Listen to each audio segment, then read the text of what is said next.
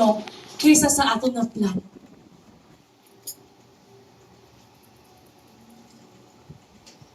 Nabiara sa isang illustration, Matthew 14:25 to 31. Ikwento ko na lang. Sometime nga mga disciples, sa tapos sila magpakaon sa 5,000, 5 loaves and 2 fishes. Sa 5,000 nga, 5,000 ka mga lalaki alone. So after nila pakaon, si Jesus nagampo siya. Katsa sa bukid. Ang mga disciples na una na sasakay sa bangka.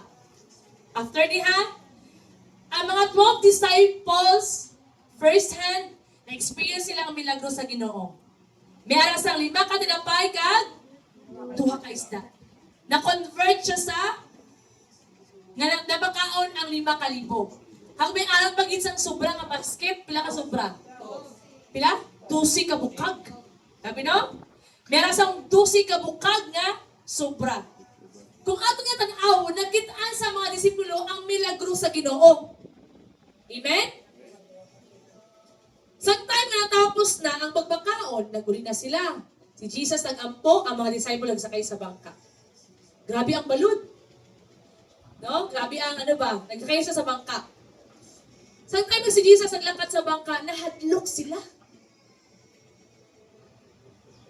Nahadlok sila, sabi nila, multo.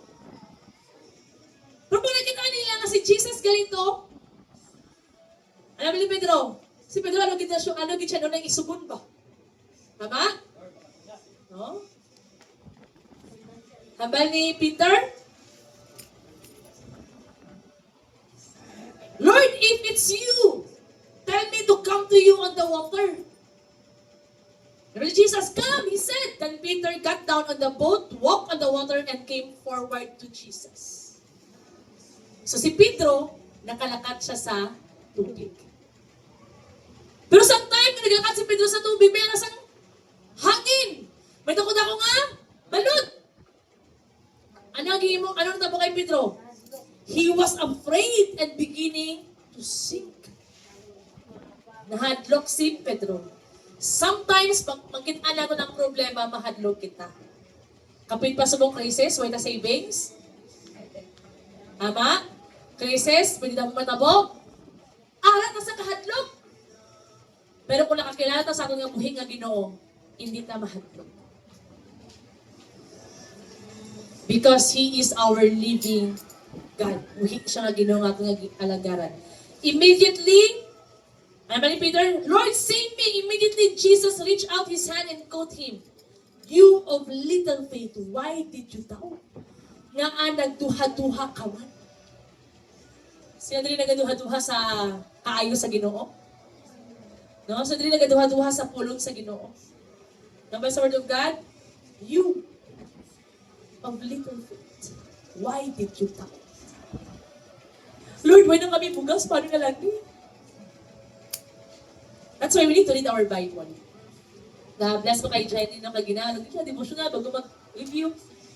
Kaya man, this is the sword that we need in these end times. The Word of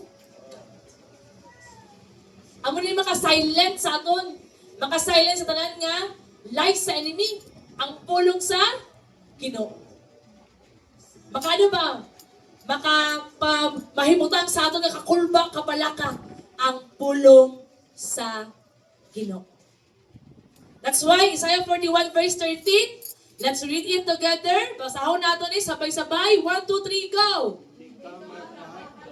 Kay kaupod mo ako. Wow, grabe nun. Hindi ka magkabalaka. Kay ako ang imo Diyos.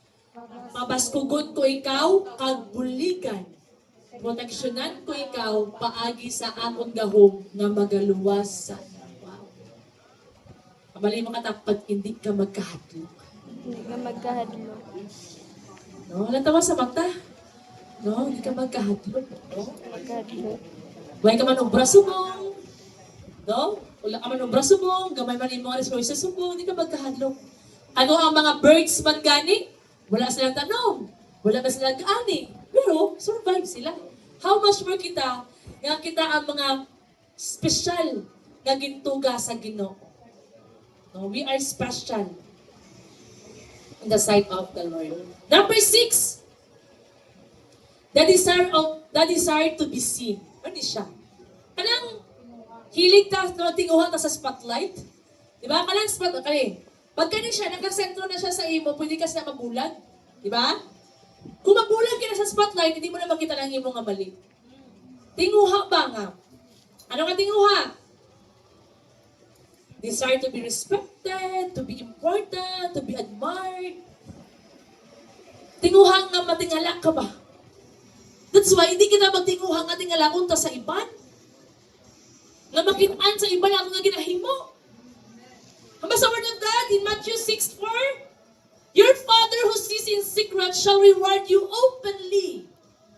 Ang Ginoo nga nakakita sa imo ang ginhimo nga sekreto, iya ka nga i-reward.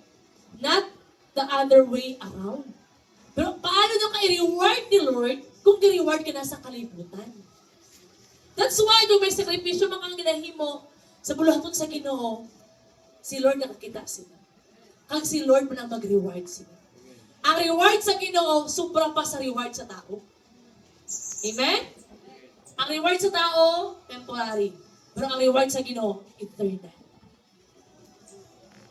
Ang reward sa tao, lumalabay. Pero ang reward sa Ginoo, wala sing katapusan.